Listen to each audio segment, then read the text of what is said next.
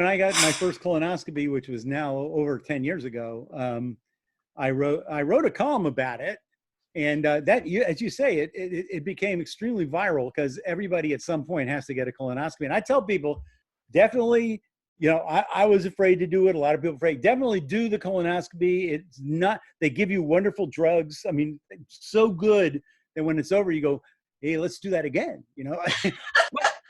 The one thing is they also, the preparation for the colonoscopy, I just need to say they have to clean you out. I don't want to get too explicit here, but they Movie give you prep. they give you a nuclear laxative that is so powerful that your bowels travel into the future and you expel food you have not even eaten yet. So that's the one kind of negative part, but everything else is just a piece of cake, if I may use that expression. It's not really appropriate, but that's, yeah.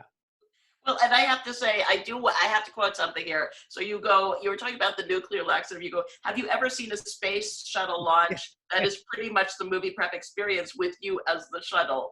Yeah, they should put a seatbelt on the commode to hold you down. I mean, are we getting too, this is pretty not very tasteful, but It's humor, it's funny stuff. We people veered need off to the know rails. it's medically important to know this.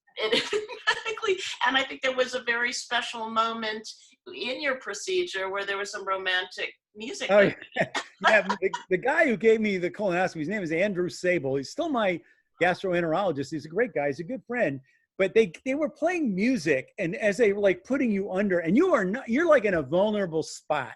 You're like you're wearing that one of those surgical things that really makes you feel more naked than if you're actually naked. You know what I mean? And there are people in the room. They're not all of your gender, whatever your supposed gender may be.